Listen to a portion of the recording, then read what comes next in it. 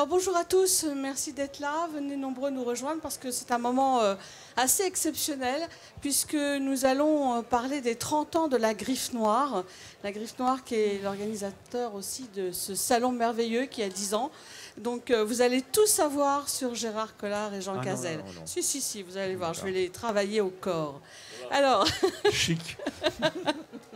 Il y a donc 30 ans que cette librairie a vu le jour. C'est une librairie un peu particulière. C'est pas la librairie de la ville de Monsieur Tout-le-Monde. C'est vrai que ce sont des passeurs de mots, des passeurs d'idées et des ouvreurs d'esprit. Voilà. Donc pour moi, c'est un grand plaisir d'être avec eux aujourd'hui. Merci aussi à Stéphane Watley qui a édité ce livre particulier. Alors, il faut dire que c'est quand même assez rare aussi qu'il y ait une trentaine d'auteurs qui fassent des inédits pour des libraires qu'ils aiment. Et pas des moindres. Et pas des moindres. C'est une première, je pense. C'est une première, je pense. Belle brochette. Voilà, absolument. Donc c'est dire la fidélité des auteurs, des lecteurs et des éditeurs. Surtout qu'on est un peu méchant avec eux parce qu'on a fait très rapidement. On a eu cette idée il y a à peu près 7-8 mois.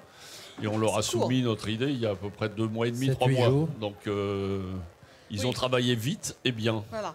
Alors ça s'appelle donc À peine entré dans la librairie. C'est tout dire aussi, c'est aux éditions Télémac. C'est tout dire aussi qu'à peine rentré dans cette librairie atypique, on a envie de tout acheter. Alors la première question, elle est toute bête et toute simple, mais comment ça s'est passé il y a 30 ans ?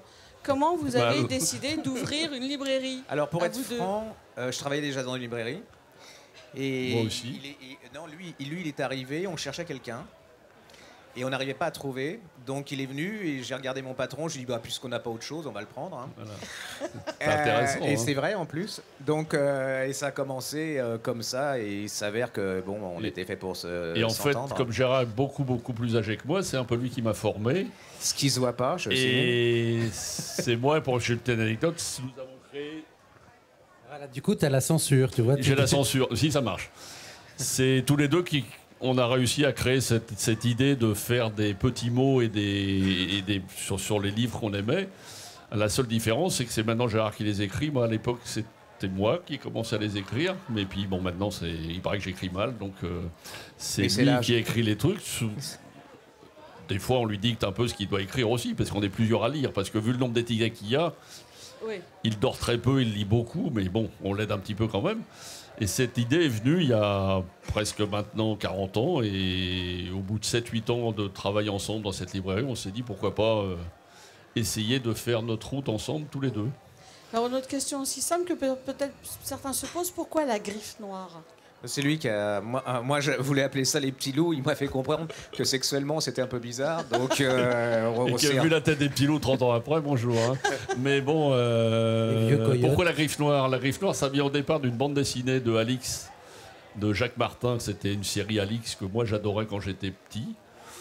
Et que la Griffe Noire, ça faisait en même temps, ça faisait donc penser à la bande dessinée pour les gens qui connaissaient, parce qu'on avait un rayon bande dessinée assez important, et que surtout ça faisait aussi la griffe, l'écriture, donc ça pouvait aussi... Et puis la méchanceté aussi, ça c'est mon côté. Et après il y a eu le côté... C'est quoi ça, la méchanceté ? Grâce à nos étiquettes, il y a le côté coup de cœur, coup de griffe. Et puis la Griffe Noire, ça se retenait plus que la librairie du lycée, quoi, donc c'était plus original, je trouve.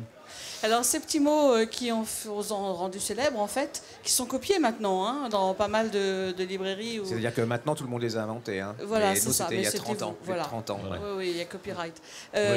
Ça vous a donné peut-être un contact particulier avec les lecteurs, parce que j'imagine qu'à chaque fois, soit ils étaient contents, soit ils revenaient en disant « Mais dites donc, vous aviez dit ça, je suis pas d'accord ». Bien sûr. C'est ce qui a vraiment créé le lien. Ça a suscité la discussion avec les gens qui forcément sont pas forcément d'accord avec ce qu'on mettait.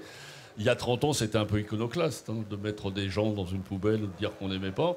Moi, la seule différence, c'est qu'on donnait notre avis, mais que si la personne voulait acheter quand même ce livre, il était en librairie. C'est-à-dire qu'on ne le censurait pas, on donnait juste notre avis, contrairement à d'autres libraires à l'époque qui maintenant n'existent plus.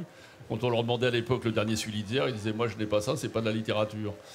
Nous, on ne sait pas ce que c'est la littérature. On aime les livres, on les aime pas, mais c'est pas parce qu'on n'aime pas un auteur et qu'on le dit, et parfois méchamment, qu'on ne doit pas l'avoir en librairie. Oui, parce que l'idée aussi de base de la Griffe Noire, c'est que vous êtes là aussi pour faire passer des idées, faire passer des mots. Il n'y a pas effectivement de livres qui sont censurés. Non. Et ce que vous voulez, c'est surtout amener les gens à lire éventuellement même ce qu'ils n'auraient pas eu idée de lire. C'est surtout que le point de départ, c'est le plaisir. Voilà. C'est-à-dire que et être franc avec soi-même. C'est-à-dire que moi, il y a des choses un peu nunuches, j'aime bien, quoi. Donc, je dis que j'aime bien ce livre, ce qui ne se dit pas du tout dans le milieu. Mais si j'ai éprouvé du plaisir, eh bien, je le dis. Et puis, je peux. C'est comme quand on regarde la télé, on peut regarder Arte, un film en voilà, et puis aller sur TF1 voir une série. La première qualité d'un libraire, ça, c'est notre ancien patron qui nous l'avait inculqué. Hein, Dieu à son âme, mais il nous a vraiment appris le métier. C'est que la première qualité d'un libraire, c'est l'écoute. C'est-à-dire faut écouter ce que les gens ont envie de lire, et si on leur vend n'importe quoi parce que, soi-disant, on sait mieux qu'eux ce qu'ils ont. Il ne faut pas être méprisant s'ils aiment bien lire des livres faciles. C'est à nous, après, peut-être de les amener à autre chose en disant, vous avez aimé ça, essayez ça, mais petit à petit. Il ne faut jamais... faut laisser les gens choisir ce qu'ils veulent, et nous, avec nos conseils, leur amener peut-être à autre chose quand ils auront... pris plusieurs étapes pour plusieurs habitudes. Mais c'est vrai que cette dimension de pointeur, elle est très importante parce qu'on a appelé le recueil À peine entré dans les librairies. Parce que moi, quand je suis à peine entré dans l'édition il y a 15 ans, le premier livre que j'ai publié, je connaissais ni Gérard ni Jean. Et Gérard, on avait fait un coup de cœur avec Valérie Expert au coup de cœur des libraires. Donc je me suis dit, la moindre des choses, c'est d'aller les remercier, déjà de faire leur connaissance et de les remercier. Oui. Et effectivement, donc je suis venu à Saint-Maur, ce qui était pour un éditeur parisien déjà un périple. Ouais. Et pour le coup, à peine entré dans la librairie, j'ai eu un effet, et c'est drôle parce que tous les auteurs qui ont contribué à ce roman, on sent qu'il se passe quelque chose. Et en fait, ce qu'on ne dit pas, c'est que pour les éditeurs et les auteurs, une librairie, c'est un traumatisme. On est des polytraumatisés de la librairie parce qu'aujourd'hui, quand vous entrez dans une librairie et que vous voyez les milliers de livres qui existent, l'auteur se dit où je suis, comment je vais exister, et l'éditeur se dit où sont mes bouquins, comment on va faire. Et ce qui est très intéressant à la Griffe Noire, c'est qu'il vous pointe, il y a ces balises, et du coup vous n'êtes plus tout seul, vous n'êtes plus orphelin. Et dans un monde où aujourd'hui l'offre est pléthorique, où c'est presque écœurant. Je me souviens d'une journaliste qui m'avait dit, une grande journaliste qui nous a quitté, Marie-Claire Powells, dans son bureau il y avait 1 mètre cube de livres sur toute la table, et elle m'avait dit, vers la fin du mois de juin, j'ai un haut le cœur et je me dis heureusement que ça s'arrête tellement il y a cet effet de marée et c'est très important d'avoir des gars qui sont sur la plage. J'ai vu ça cette nuit un peu au niveau de haut de cœur. Et c'est vraiment important, oui, encore une fois, d'avoir des gens qui donnent des avis et qui nous aident à pas être, quand je dis nous, c'est auteurs, éditeurs, lecteurs, à pas être perdus. Je tiens à souligner que les 32 auteurs qui sont là ont vraiment tenu à écrire quelque chose de pertinent. D'inédit, c'est-à-dire c'est pas un fond de tiroir qu'ils ont repris, et puis certains même ils avaient un peu peur d'écrire quelque chose, de ne pas être à la hauteur de notre réputation, de ce que c'est vraiment remarquable, et c'est vraiment un grand coup de chapeau que je leur tire, quoi. Alors on va en citer quelques-uns, pardon à ceux que je nommerai pas, mais il y a Gaël Nohan, il y a Claire Favant, il y a Jacques Expert, il y a Laurent Sexic, il y a Nadine Monfils, Olivier Norek, Bernard Proulx. Comment on... Philippe Janda qui fait je peux me permettre, c'est mon obsession depuis quelques jours, il fait une nouvelle justement sur une signature traumatisme dans une librairie qui en fait pas dans la librairie mais dans le café d'en face la librairie, parce que pour pas déranger les clients de la librairie, le libraire les a mis dans le café d'en face, et quand il arrive dans le café d'en face, le cafetier lui dit pour pas déranger nos clients, on vous a mis dans la réserve derrière la librairie. Et c'est une petite perle de masochisme. Mais il y en a vraiment beaucoup, hein. On peut aussi citer Jean-Michel Guézagna, on peut J.R. Ellory aussi, excusez du peu. Qui a écrit sa Noël en anglais, qui a été admirablement traduite par Perrine, qu'on salue aussi. On salue parce donc vous voyez, c'est vraiment c'est un roman, je dirais un roman en fait que vous pouvez emporter sur la plage. En fait, ce ne sont pas des nouvelles, c'est des mini-romans, je trouve. Parce qu'il y a des nouvelles qui sont des nouvelles, quoi, point final. Mais là, c'est vraiment des mini-romans. J'adore celui de Jacques Expert où je suis vendeur chez Jardiland et où je rencontre BHL et ils m'aiment pas et on s'aime pas et je sais pas pourquoi d'ailleurs.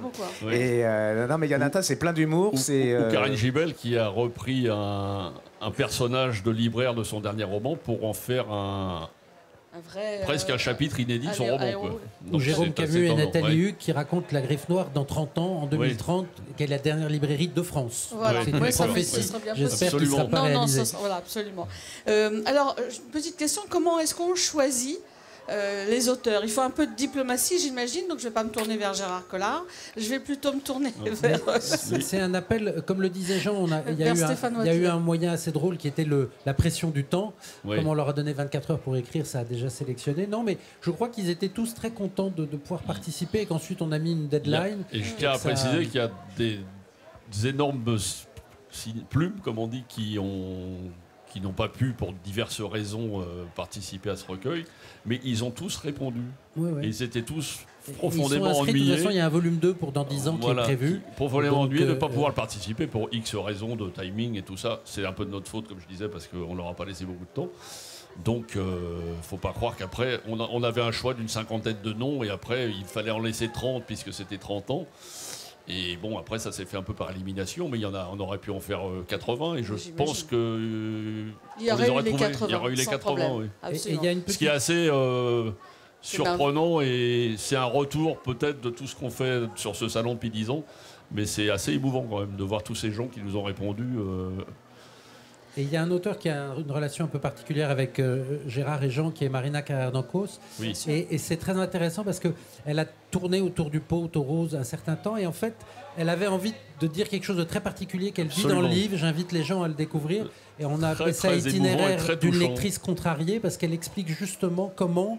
Oui. Ces deux loustiques lui ont ouvert les portes d'un monde qui, malgré ses antécédents familiaux, lui était en fait fermé. C'est un texte très, très joli et très intéressant. Très intéressant, puis très émouvant même. Alors, en 30 ans, j'imagine que les relations lecteurs, éditeurs, auteurs et libraires ont beaucoup changé, Gérard. Ça n'a rien. Déjà, il y a 30 ans, il y avait cette fameuse phrase qui disait « Un libraire, c'est fait pour vendre des livres et fermer sa gueule ». Donc, quand on a commencé à l'ouvrir... On a été traité de barbares, enfin de tout ce que vous voulez. Il y a 30 ans, les éditeurs ne venaient jamais en banlieue. À Saint-Maur, pour eux, c'était vraiment le bout du monde. Ils allaient être dépouillés. Et puis après, c'était très vite. Là, ces dernières années, il y a les blogs, il y a les tablettes. Là, on est en train de vivre une... voilà, le chambardement, il est énorme. Quoi. Là où je suis très content, c'est parce que Jacqueline, vous disiez tout à l'heure qu'on a été copié sur les étiquettes et tout ça. Mais je trouve que tant mieux, parce que plus il y aura de libraires indépendants qui resteront, et si on a pu être précurseur de quelque chose, et d'autres libraires qui vont continuer ça, parce que c'est un combat quand même, la librairie maintenant, indépendante surtout. Donc plus il y en aura qui pensent que le travail que l'on fait est bien pour le livre et pour les lecteurs, tant mieux qu'il y en ait de plus en plus. Plus il y en a, ou pas moins il y en a, mais j'ai toujours dit, moi, si on avait en France 60 librairies de l'Acabie, de la Griffe Noire, c'est pas une question de taille, parce qu'il y en a beaucoup qui sont très grandes, mais qui assument ce côté marchand, commerçant, et que ça amuse de vendre 500 exemplaires, parce qu'ils en font parfois des petits challenges, se dire celui-là, on va en vendre 600. Vous auriez 50 librairies comme ça en France, on aurait, nous, éditeurs, beaucoup moins de problèmes. Et c'est vrai que, malheureusement, ce côté aussi, encore une fois, marchand de livres, que tous les deux, ils assument à 100%, et pas toujours... C'est aussi une entreprise, hein, donc il y a 14 personnes à payer à la fin du mois, donc c'est une entreprise. Oui, mais c'est pas honteux de faire du commerce avec un produit qui est... C'est même qui vous élève. C'est même utile. C'est même utile, absolument. Oui, mais marchand ne veut pas forcément dire sans âme. Non, c'est pour ça que la Griffe Noire a cette importance, c'est-à-dire qu'on peut vendre intelligemment. Et c'est ce que j'espère en tout cas que vendre, ça marche. Mais intelligemment, je suis sûre. Non, mais je voulais dire aussi, c'est un vrai livre. Hein. Donc, moi, j'ai pas été surpris parce que je connais ces gens, mais je veux dire, il y a des écrivains. On fait une nouvelle parce que on les connaît bien, on les aime bien, et puis il faut assurer, on ne sait jamais parce qu'ils vont en écrire d'autres. Donc, comme je peux être méchant parfois, et donc ils sont méfiants. Non. Et là, c'est un vrai recueil de vrais mini-romans. C'est vraiment. J'ai été vraiment très flatté et très franchement de leur générosité. C'est même émouvant, quoi. Et c'est ludique en même temps parce que les auteurs se renvoient aussi. Il y a des auteurs qui s'amusent à s'auto-parodier. C'est très drôle. Il y a vraiment une famille aussi de gens qui sont un peu dans votre... que vous avez un peu réunis autour de vous au fil des années. Oui, il y a quand même une fidélité. Il y a un peu une fidélité du ventre aussi, il faut bien le dire, mais c'est noble d'être reconnaissant aux gens qui vous aident dans ce métier compliqué. Ça n'a rien de choquant. Oui, et puis il y a aussi une fidélité, je dirais, revient à ça aussi, intellectuelle, c'est-à-dire qu'il y a un plaisir, le fait d'être bien et de savoir qu'on aura quelqu'un qui aura le courage parfois même d'aller à l'encontre de ce que certains critiques disent. Des ça quoi aussi, d'autres, quoi. Ah ouais. Oui. Et je voudrais aussi ajouter et remercier Stéphane publiquement qu'il a édité ce livre à titre gracieux. Gracieux, tu veux dire gratuitement, enfin presque. Voilà, oui. Bon. Pour que les bénéfices de ce livre aillent à la pérennisation de ce salon. Donc, au grand désespoir merci. de mon diffuseur, le groupe Gallimard, qui m'a dit mais t'es sûr qu'on peut pas le vendre? J'ai dit non, c'est pas possible. C'était très drôle. Donc en plus, je tenais à le saluer, quoi. Parce que c'est vrai qu'il y a 10 ans d'amitié, même plus, mais bon, il n'était pas forcément obligé non plus. Donc non, mais je le tiens à le saluer et d'avoir fait un bel objet en plus. Oui, c'est un vrai livre, comme on a dit. Donc ça, c'est mon Voilà, donc je vous encourage à venir sur le stand des 30 ans de la Griffe Noire pour découvrir À peine entré dans la librairie. Et c'est un très beau recueil de vraies nouvelles et un vrai... Et on va essayer de trouver une petite heure pour venir dédicacer tous les deux, si ça vous intéresse. Voilà. Je ne sais pas quand dans la journée, mais voilà. Allez. Merci à vous. Merci à tous.